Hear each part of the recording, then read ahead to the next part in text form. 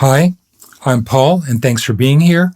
Today I'd like to talk to you about stereo bus processing, compression, EQ, all of it, and how I lay out my setup in a digital audio workstation, Pro Tools, how I set that up all the way through the final stages to the actual printing of the mix. So here's what I do. I tend to hit the stereo bus at a lower level. How I achieve that beforehand, though, is I have my source audio files, and those are basically set up at a place. So looking at the output of those faders are going to be sending at about halfway to maybe 3/4 of the way up on the audio meter, okay? Probably closer to halfway up. That gives me a manageable level to hit my destination aux tracks on my main faders that I'm going to mix all the instruments on, and those faders can sit halfway to 3/4 of the way up on the fader excursion, so I have some room to do some rides without being way at the bottom of the fader level, because down at the bottom it's going to be 10 to 20 dB with very little movement, where when I get the fader physically higher up on the fader, that'll be more like 5 dB, 6, 7 dB, and I can do more fine-tuned rides that way. Okay? So with that in mind, I'm sending whatever that and the subgroups and whatever I have going on, that's finally going to my stereo bus faders. That includes this. There's a pre-stereo bus fader and then a stereo bus fader. Okay? On the pre-stereo bus fader, I have some of this written down so I don't miss any of this. On the pre-stereo bus fader, I have a trim plugin. So to make sure I can easily control the level hitting my compressor and EQ and whatever, because I don't want to be hitting that stuff hot at all. I'm going to be probably 10 dB down or more, lower, okay, hitting all that stuff so I have some room to work, and I'll only make up the final gain staging in the last limiting stages of my stereo bus, okay? So it's going to be something like a trim controller to bring that down or turn it up if it's too low. That'll be hitting a some sort of saturator, probably an SSL vintage saturation, vintage drive it's called. I think it's part of the Fusion series. I tend to like that. There's also this other black box one, I think that Plug-in Alliance makes. I forget the name of it, but that'll be my saturating stage. Then I'm going to pick my equalizer. That's going to go first into an EQ. If I want something in general, I really like the curve bender equalization. It's just a very subtle, rounded, warm equalizer. It's not going to be something like, I used to use GML style EQs a lot more, and they're great, but they tend to be a little more on the clinical side, whereas something like a curve bender for me just sounds a little more round, a little more smooth, a little more broad, and I tend to like that as an overall EQ equalization stage, whether I just put a smiley face, or a lot of times what I'll do is I'll give it a bump in the 3K range. I might give it a bump around the 8K range. The top end, I tend to shoot a 16K or 20K. On the bottom end, on the curve bender, I think the one I go for is more like a 70 hertz. And I just add a dB and a half, sometimes 2 dB. Unless it needs a lot of help, instead of me hitting all the individual mix instrument faders and really gunning it. Overall, if I need a lot more top end, I'm going to be hitting it like 3, 4, 5 dB of top end, but usually a dB, maybe a dB and a half, sometimes 2 dB on the top end. Or if I'm mixing and I need more mid-range, let's say it's a rock thing and it sounds really cool, I might bump it around 1.8K and just make that mid-range presence really come forward, because to me that's really the sound of rock, is that 1K to 1.8K range, maybe 2K range. I want that mid-range to really be in your face. Okay? Being that the curve bender is only 4 bands, I might use instead something like the Empirical Labs Big Freak. I think it's called. The big freak EQ is really cool to use, and I can get in there and notch a little more, or I might use them in tandem. I may also use a Pultec, just a simple Pultec, a little top, a little bottom, 60 hertz, 16K on the broadest band probably, and just give it a dB or two of that, and just give it a little bit of a vibe. Also, the curve bender, I must say, just adds a certain dimension and depth to the sound that I really like. I might sometimes, once in a while, I'll be using, let's say, a Cush Clairphonic and give it a little bit of that air frequency. Once in a blue moon, I'll add just a trace of focus, some kind of presence range in there, just a touch. But usually I don't use the Clairphonic on the stereo bus, but it is a great plugin to use on other instruments. I've even used it on bass, which doesn't even make sense, but it sounds great.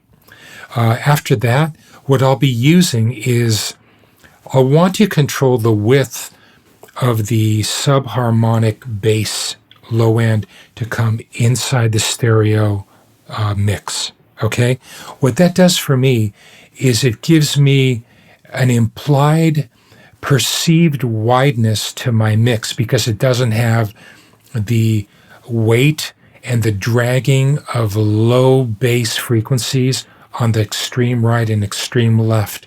So what I'll use these days, what I'm using is a plugin made by Hornet called Elliptical EQ or something like that. And what I'll do is I'll usually set it somewhere around maybe 60, sometimes 65. And I'll put those frequencies, 65 and below, to the center image of the stereo bus. So those frequencies are only in the middle. It has a width control on that too. Sometimes I'll go a little bit wider just to spread that out a little bit. I tend to like that, maybe 10% wider, so it's not just all dead center. It'll just leave a little bit of a spread on it. I think it's called divergence. I think on that plugin it's called width. So I'll do that. Okay, that stuff is on my first, what I'm calling preliminary stereo bus. Okay, now what I'll do is I'll send that to the next aux fader. These are both aux faders. Okay, I'll send that to the next aux fader, which is my stereo bus fader. Well, I'll have stuff like sometimes I'll start off with an aught. I think that's called over the top. It's actually a free plugin, and I use it very sparingly once in a while. If I want a little more punch, a little more detail, a little more separation among the three bands, it's a 3-band expander and dynamic compressor, so it's going to be floating up and down. And I'll usually put the downward expansion probably to 0, and I'll mainly use it on the upward. I'll just bring it up maybe to, 50% or 15%, I think is what I'm doing. And I'll put the amount on that thing just at 1%. And sometimes that's even a lot at 1%. It's really aggressive, but it can at times add a real punch and excitement to a mix. A real easy way to do that too. So that's OTT. You can find that on the internet for free, and it's great. So I'll go from that into my main stereo bus compressor. Sometimes I'll put the aught on the other side of the stereo bus compressor, by the way. If I'm going to a Manley, which is pretty much my stereo bus thing, most times I'll be using a Manley Varimu compressor. I will use the aught after that, because that can sometimes be a little smooth and a little bit creamy, which is what I love about it. So the aught kind of gives it a little more punch. But let's say I'm not using the aught, okay? I go into the Manley stereo bus compressor, or I may choose the SSL G series stereo bus compressor. I think the new one is the Mark II that SSL makes. Basic settings on an SSL stereo bus compressor for most things are going to be a 30 millisecond attack time. I'm going to usually keep my ratio at 2:1, and the release will probably be the fastest release. Sometimes the second to the fastest release which I believe is around 300 milliseconds, but I'll keep it on the fastest release. And that's going to be hitting anywhere from not being able to even see the meter move. Maybe I'm going to see it shiver occasionally, all the way up to 5 dB, 6 dB. But usually for typical SSL type stuff in that sort of setting, it's going to be somewhere around 3 dB. I'd say pumping between 2, 3 dB, sometimes an occasional 4 at most, maybe just 1 or 2 dB. But it's a really cool compressor. I mean, it's famous. Everybody loves it. And I love it too. Sometimes it can sound pinched. Sometimes it can sound plasticky. So I tend to lean more often toward the Manley Vari-Mu. Also on the SSL, I tend to keep the low-end side filter of the bottom end flat, or I'll set it at 100 or something. It depends, sometimes higher, 120, 130, 150. That can sometimes, if I'm doing a more hip-hop style track or something that's got a real huge bottom end, which so many records do these days, I might turn that up. But in general, I like what the SSL compression does for tightening the bottom end. On the settings, some of you like my settings for me to detail the settings that I use. On the Manley, what I'll tend to use, the Manley is a fixed ratio compressor or limiter. I use it in compression mode, and I tend to keep that more toward slower attack. It'd be somewhere, maybe not all the way counterclockwise to the slowest attack. It'll be somewhere around the 9 o'clock position, which is slow. Could be the 10 o'clock position, somewhere in there, maybe a little slower, like 8 o'clock or something, but usually around 9 o'clock. The release will be somewhere between a medium release on that. That's what gives it a nice, creamy, slow sort of thing toward the fastest attack. So it'll be either straight up or almost the fastest, or it'll be the very fastest release setting. And on the Manley, I usually do use the filter to the low end, filtering off some of the low end so the side chain to the compressor doesn't get all the bottom end, and that'll be right around 100 cycles or more, but usually around 100 cycles. And on the Manley, I'll be hitting maybe a dB and a half, sometimes less, sometimes more. And on the SSL, I'll usually, I already said, somewhere around 3 dB for that. What else have I used? Let's see what I got going on.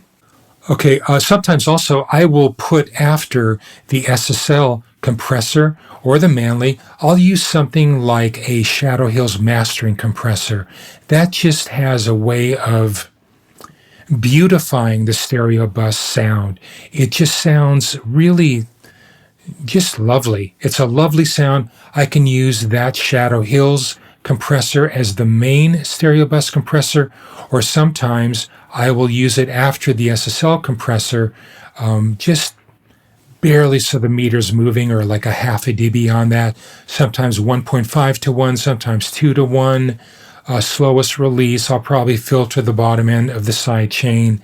And the nice thing about that is you have some transformer controls, either steel or iron or nickel, and that in a very subtle way will change the overall sound and tonal qualities of that box. But it tends to be a nice thing. Sometimes after a stereo bus compressor, if it's a little bit loose still, even after I'm hitting 3 or 4 dB and things aren't quite as tight or as gelled as I want, just kissing the Shadow Hills compressor will just tighten it up just the right amount to make it great. I'll also sometimes put the SSL compressor behind the Manley. So whatever I'm doing on the Manley, I'll just barely kiss the SSL, sometimes even 1.5 to 1 or 2 to 1, and you can barely see the meter move, but it's just enough to give it a little tightness to the sound, okay? I've talked about EQ, I've talked about compression. Let's talk about the possibility of me using something like a dynamic equalizer. I could use anything from an Oxford dynamic EQ to a tone booster MBC multiband EQ dynamic range expander, compressor expander, just to kind of get 3 or 4 or 5 ranges of the overall mix, just to pump or fill in or to give it some energy. It's kind of like a more advanced version of the aught. I may use something like that. Or another really cool plugin that I use is something that Plugin Alliance puts out called a DSM V3.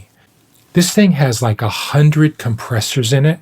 Sometimes if I have a really problematic vocal that's all over the place, I'll use that. It was actually designed by a gentleman named Paul Frindle, who worked for years at Sony.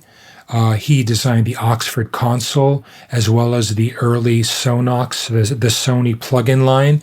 And I think he was one of the original designers involved in the actual SSL G series console, maybe the E, but the E and the G series, the real desk, he was involved in the design of that desk, if I'm not mistaken. He's a brilliant guy, and he designed this plugin to just kind of control. You can actually make it learn certain frequency responses of a mix you like or a mix you've done, or if you're going to use it on a vocal, you can use it on a vocal. Let's say you pick a line of a vocal that you really like the overall EQ tonality and the balance of that. You can make it memorize that, and then it will shoot its target compressors to kind of mimic that frequency curve across your vocal. It's really cool. Sometimes it can get a little bit too much, but if you're careful with it, it's great. It also makes a really cool de-esser,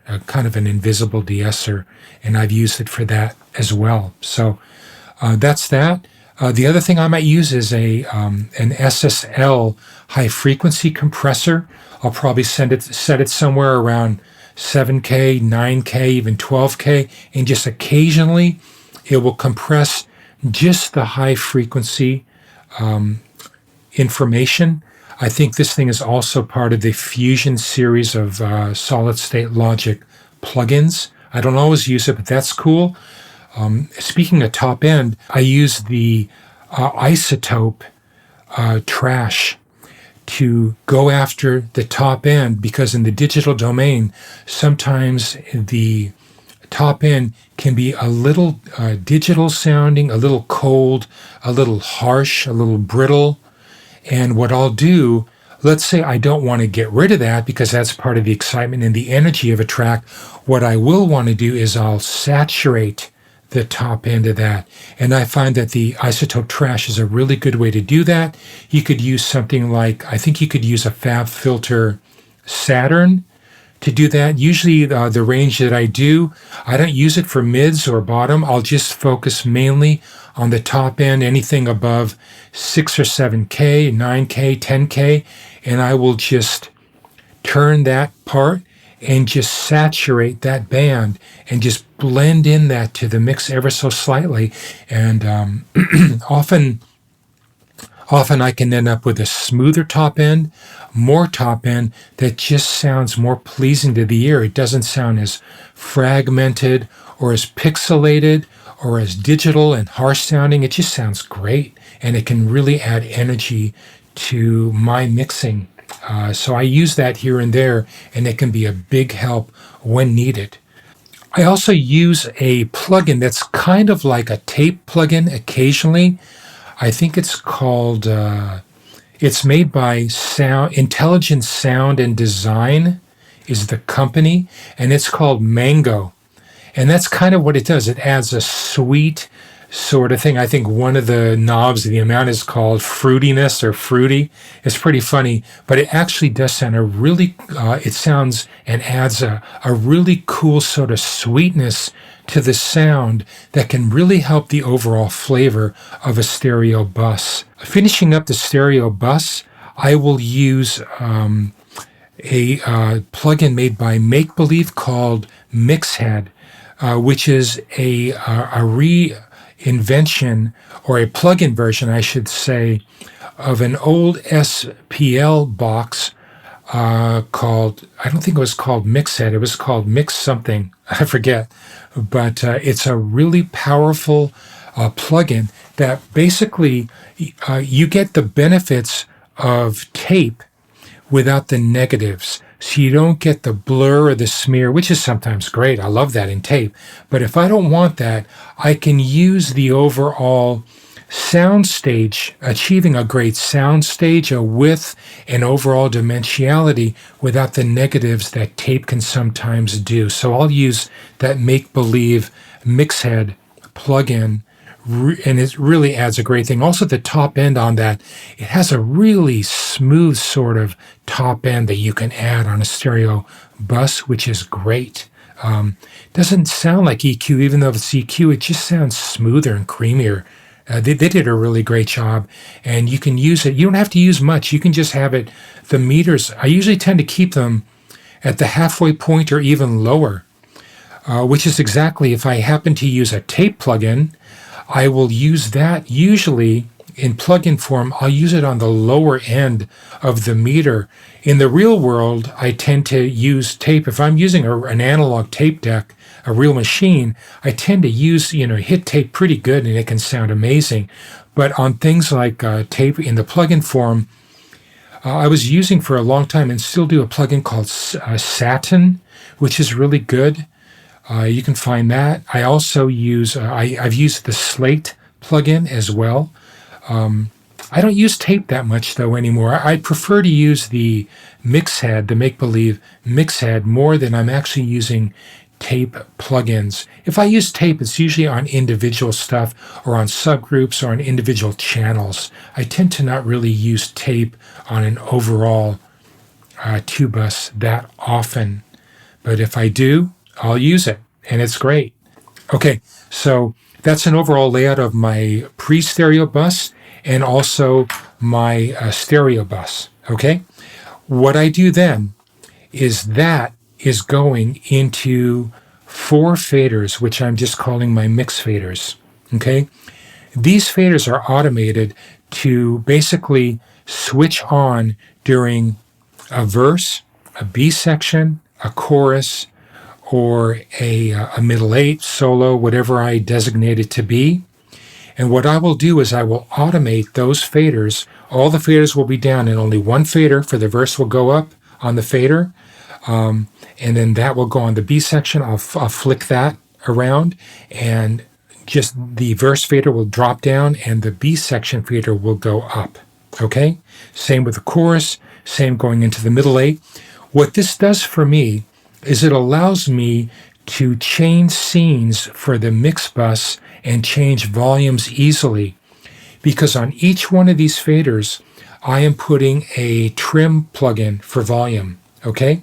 So instead of having a static stereo bus, if I'm on a console, I would automate the stereo bus fader and have it do that, because sometimes a half a dB going into a chorus or a dB or more into a chorus can really help you facilitate an instant payoff of a chorus and just sound like a nice build and have the mix, blossom and bloom there, okay? So what I'll do is I might have the verses down a dB and a half. Maybe I'll go up a tenth or so, or 3/10 of a dB into a B section of a song. And in the chorus, I'll have it hit full up on 0, okay? So there's quite a dynamic range. Going into a middle 8, I may push up higher than 0, okay? So the faders are at 0, but I'm controlling the overall settings just with a trim fader. Or let's say I'm coming out of the chorus and I want to get back into a verse. I'll just ride the chorus fader, and just at the end of the chorus, let's say it goes into the second intro, the reintro, okay? What I'll do is I'll bring that down and just ride it down in a sneaky way so the listener's not noticing that I'm bringing down the fader, because I'll push up a guitar there and kind of mask that change, okay? And bring that down so that when it toggles back to the verse fader, you won't know. It won't be like a letdown of energy or sound like what happened to the volume of the mix, someone's playing games. It should be seamless, and that's what I can do. Also, what I'm doing on these 4 mix faders is I'm using volume automation on the actual fader. So the volumes are the things that are popping up and flipping down, and the next one goes up and everything, just to make it as seamless as possible. On the subgroups and stuff like that, I use the actual cut buttons. On these, I use faders popping up to 0, and my volume is being controlled by those mix plugin, those trim plugins on those. Also, the thing that's nice about this is, let's say for the chorus, speaking about blooming and having a mix really open up, I'll put something like the SSL imager on just that mix fader for the chorus, and I'll turn up the width on that like +2 or +2.5, I think is where the delineation is, and that'll just take the stereo bus or the the mix and just make it go just a hair wider. And it adds a dimensionality and a payoff and a build and an emotional thing that's really cool. Okay, so that's another thing. I can EQ every part of the song differently just on the stereo bus. Use different. I mean, if I want, I can use different compressors and do the compression there if I want to, and have different flavors, or to add a compressor on a certain part of a song. But that's on the rare occasion. But it's available. That's the nice thing about this setup, is I have full flexibility to do anything I want or nothing at all. I can just leave it all at 0 and not do anything, and it'll just toggle away and flip away, and the faders are dancing around, and I don't even know it. I don't even have to look at it. Okay? So those faders are then going into my loud and quiet fader. What this is a way for me to process 2 mix prints that allow me to send my full loud and proud volume print, okay? And I will also have an additional fader, which I call a quiet fader, which I will use to bring down the level about 2 dB, okay? That way I send both of those prints that I'm going to print, both of those individually on their own track, on their own print track, to a mastering engineer. So now they can choose if they want my fully loud and proud print track to use that for their mastering. But sometimes a mastering guy wants some room to work with. They want to mess around with their limiter or their compressor or whatever it is they want to do. So I'll give them 2 dB, sometimes a little more, but usually 2 dB to play with.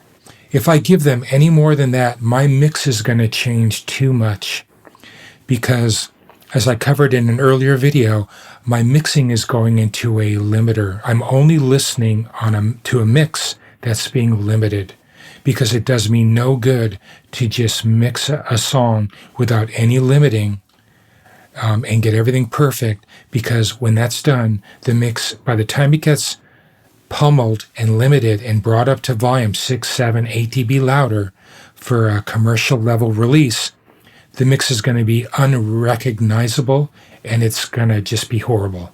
The drums are going to disappear. All the reverbs are going to come up. It's just going to turn to oatmeal, and I'm going to really not dig it.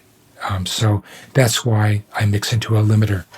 But I do have another video about that if you want to check that out on the channel somewhere. So anyway, what I have on my loud and my quiet aux faders is, on the loud, I have a trim plugin again. Okay, so I can control the level going into my limiting stage. Usually what that stage is these days I'm usually using between 2 sorts of sets of things. I'm using a plugin by Corniff called Puff Puff Mix something. Puff Puff Mix, or, I use that. And I have that going into the L1 limiter, okay? That's a play on words, the L1.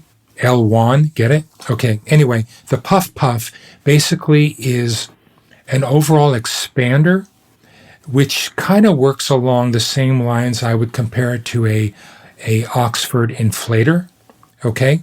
I don't know what it's doing. It's saturating and doing certain things, but they've done a great job on it, and I tend to use that.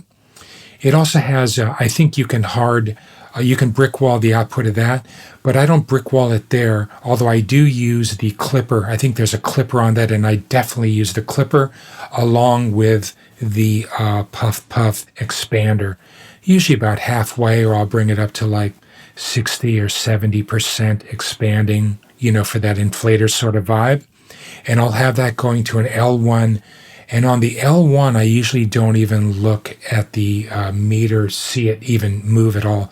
I just barely see the red come on. It doesn't even hit a quarter of a dB probably. Okay?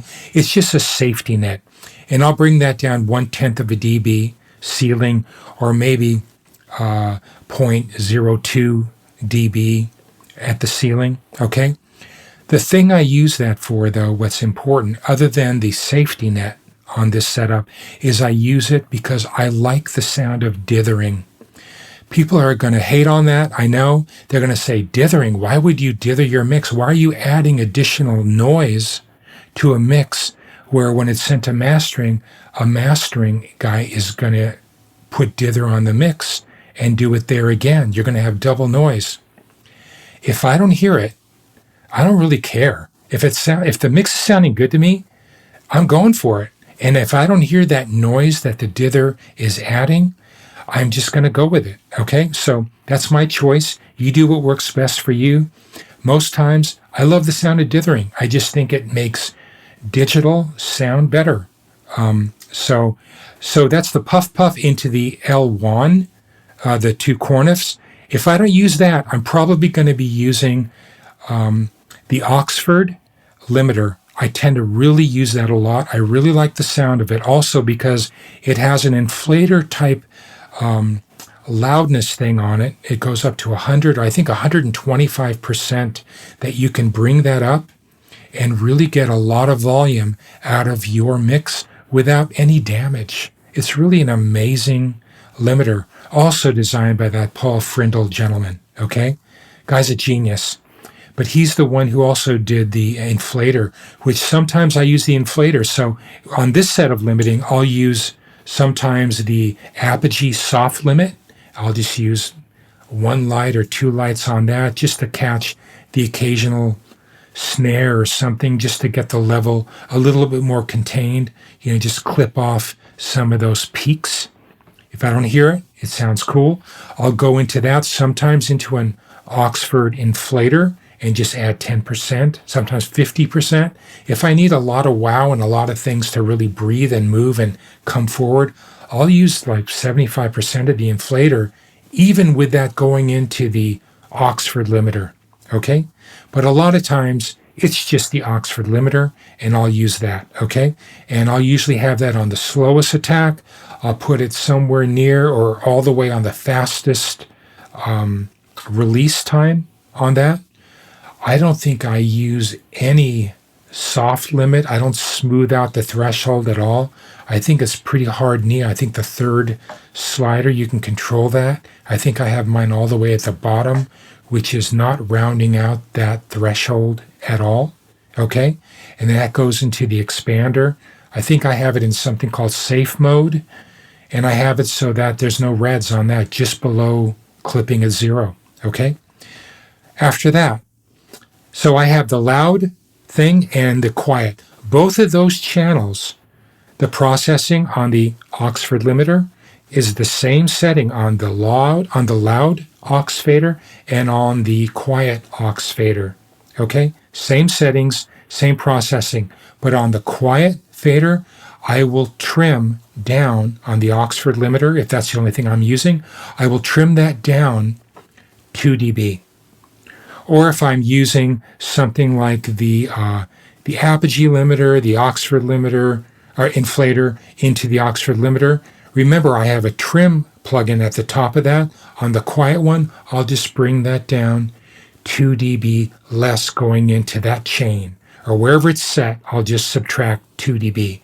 That way, that fader is hitting into that chain of limiting and all that stuff on the quiet fader 2 dB less. I don't trim it after that.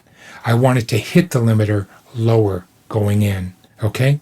That way it'll be less slammed, all right? So after that, I send each one of those faders. The loud fader is being routed to a print track, an audio track where I'm going to record that loud mix, and the quiet fader is going to be routed to its own audio fader. That's going to be printed, and that's going to be the quiet print, which will be 2 dB lower approximately. Okay? I think that's everything there is that I do. That's pretty much my full stereo bus setup, and the final busing, the 4 mixed stuff. And that's when I'm using stereo bus stuff. I also have a video where sometimes stereo bus compression is not my choice. I'll use probably 2 different compressors, one for the instrumental components of a mix and some with the vocal, because if the vocal is pumping in counter pumping tempo-wise and feel to what the instrumental and the drums are doing, I will use 2 different compressors, one for the instrumental and one for the vocals. But I have that explained on another video, so that might be your flavor. But this is just for my stereo bus setup, which is what I use most of the time, it seems, these days. So there you go. I hope that was helpful. Have fun mixing away using this. I hope you explore all this, because stereo bus, your final stage in a stereo bus settings, your compression and everything in a mix is so important to how awesome your mix is going to be. So have fun. Thanks for being here. Hope this was good. And until the next time, cheers, everybody.